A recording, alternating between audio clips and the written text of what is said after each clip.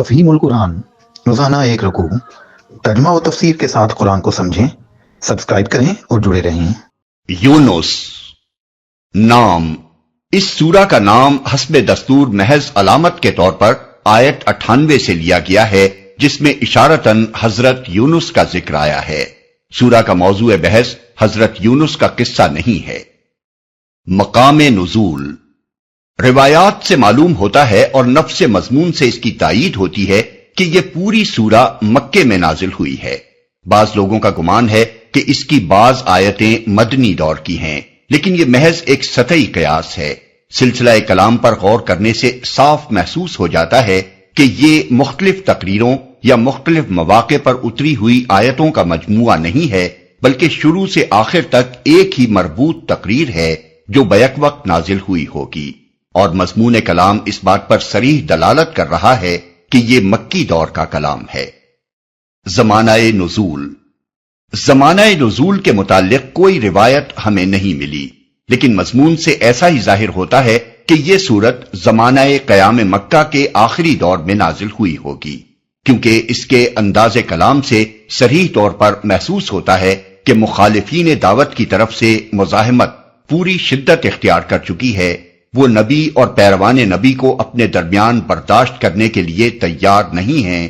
ان سے اب یہ امید باقی نہیں رہی ہے کہ تفہیم و تلقین سے راہ راست پر آ جائیں گے، اور اب انہیں اس انجام سے خبردار کرنے کا موقع آ گیا ہے جو نبی کو آخری اور قطعی طور پر رد کر دینے کی صورت میں انہیں لازماً دیکھنا ہوگا۔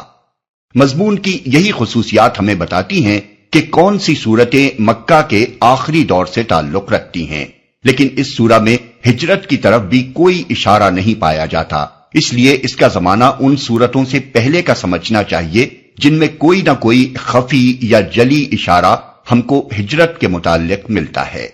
زمانے کی اس تعیین کے بعد تاریخی پس منظر بیان کرنے کی ضرورت باقی نہیں رہتی، کیونکہ اس دور کا تاریخی پس منظر سورہ انعام اور سورہ اعراف کے دیباچوں میں بیان کیا جا چکا ہے۔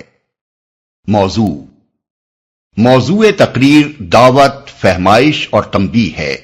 کلام کا آغاز اس طرح ہوتا ہے کہ لوگ ایک انسان کے پیغام نبوت پیش کرنے پر حیران ہیں اور اسے خواہ مخواہ ساحری کا الزام دے رہے ہیں، حالانکہ جو بات وہ پیش کر رہا ہے اس میں کوئی چیز بھی نہ تو عجیب ہی ہے اور نہ سحر و کہانت ہی سے تعلق رکھتی ہے۔ وہ تو دو اہم حقیقتوں سے تم کو آگاہ کر رہا ہے، ایک یہ کہ جو خدا اس کائنات کا خالق ہے اور اس کا انتظام عملاً چلا رہا ہے، صرف وہی تمہارا مالک و آقا ہے، اور تنہا اسی کا یہ حق ہے کہ تم اس کی بندگی کرو۔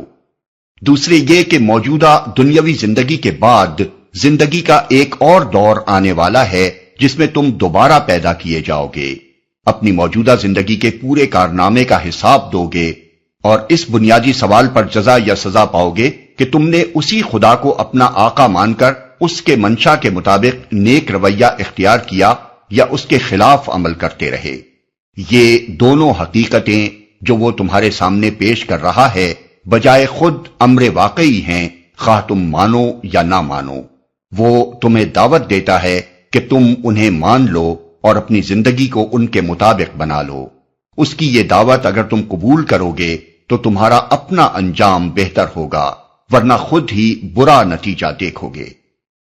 مباحث، اس تمہید کے بعد حسب ذیل مباحث ایک خاص ترتیب کے ساتھ سامنے آتے ہیں۔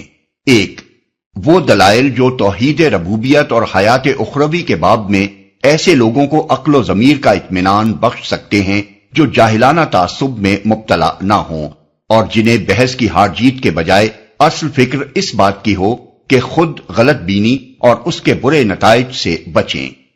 دو، ان غلط فہمیوں کا ازالہ اور ان غفلتوں پر تنبیہ جو لوگوں کو توحید اور آخرت کا عقیدہ تسلیم کرنے میں مانع ہو رہی تھی اور ہمیشہ ہوا کرتی ہیں۔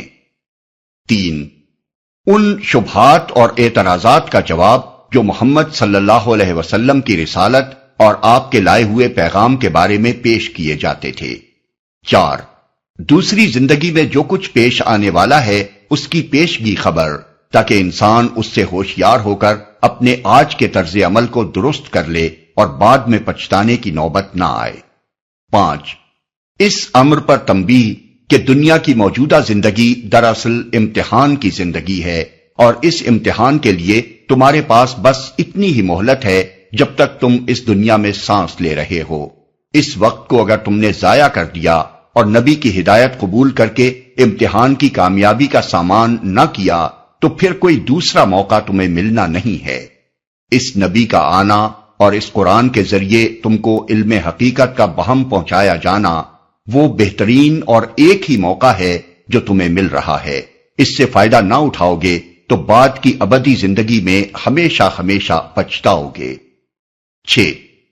ان کھلی کھلی جہالتوں اور ضلالتوں پر اشارہ جو لوگوں کی زندگی میں صرف اس وجہ سے پائی جا رہی تھیں کہ وہ خدائی ہدایت کے بغیر جی رہے تھے۔ اس سلسلے میں نوح علیہ السلام کا قصہ مختصراً اور موسیٰ علیہ السلام کا قصہ ذرا تفصیل کے ساتھ بیان کیا گیا ہے، جس سے 4 باتیں ذہن نشین کرنی مطلوب ہیں۔ اول یہ کہ محمد صلی اللہ علیہ وسلم کے ساتھ جو معاملہ تم لوگ کر رہے ہو وہ اس سے ملتا جلتا ہے جو نوح اور موسیٰ علیہ السلام کے ساتھ تمہارے پیش رو کر چکے ہیں، اور یقین رکھو کہ اس طرز عمل کا جو انجام وہ دیکھ چکے ہیں وہی تمہیں بھی دیکھنا پڑے گا۔ دوم یہ کہ محمد صلی اللہ علیہ وسلم اور ان کے ساتھیوں کو آج جس بے بسی و کمزوری کے حال میں تم دیکھ رہے ہو اس سے کہیں یہ نہ سمجھ لینا کہ صورتحال ہمیشہ یہی رہے گی۔ تمہیں خبر نہیں ہے کہ ان لوگوں کی پشت پر وہی خدا ہے جو موسیٰ و ہارون کی پشت پر تھا، اور وہ ایسے طریقے سے حالات کی بساط الٹ دیتا ہے جس تک کسی کی نگاہ نہیں پہنچ سکتی۔ سوم یہ کہ سنبھلنے کے لیے جو مہلت خدا تمہیں دے رہا ہے اسے اگر تم نے ضائع کر دیا اور پھر فرعون کی طرح خدا کی پکڑ میں آ جانے کے بعد عین آخری لمحے پر توبہ کی تو معاف نہیں کیے جاؤ گے۔ چہارم یہ کہ جو لوگ محمد صلی اللہ علیہ وسلم پر ایمان لائے تھے وہ مخالف ماحول کی انتہائی شدت اور اس کے مقابلے میں اپنی بے چارگی دیکھ کر مایوس نہ ہوں، اور انہیں معلوم ہو کہ ان حالات میں ان کو کس طرح کام کرنا چاہیے۔ نیز وہ اس امر پر بھی متنبہ ہو جائیں کہ جب اللہ تعالیٰ اپنے فضل سے ان کو اس حالت سے نکال دے تو کہیں وہ اس روش پر نہ چل پڑیں جو بنی اسرائیل نے مصر سے نجات پا کر اختیار کی۔ آخر میں اعلان کیا گیا ہے کہ یہ عقیدہ اور یہ مسلک ہے جس پر چلنے کی اللہ نے اپنے پیغمبر کو ہدایت کی ہے، اس میں قطعاً کوئی ترمیم نہیں کی جا سکتی۔ جو اسے قبول کرے گا وہ اپنا بھلا کرے گا، اور جو اس کو چھوڑ کر غلط راہوں میں بھٹکے گا وہ اپنا ہی کچھ بگاڑے گا۔ اگر آپ کو یہ ویڈیو پسند آئی ہو تو اسے لائک کریں، دوسروں تک پہنچانے کے لیے شیئر کریں، اور مزید ایسی ہی معلوماتی ویڈیوز کے لیے ہمارے چینل عبد المالک ہاشمی کو سبسکرائب ضرور کریں۔ نئی اپڈیٹس کے لیے بیل آئیکن دبائیں تاکہ آپ کو ہماری ہر نئی ویڈیو بر وقت مل سکے۔ آپ کی حوصلہ افزائی ہمیں مزید بہترین مواد بنانے میں مدد دے گی۔ شکریہ۔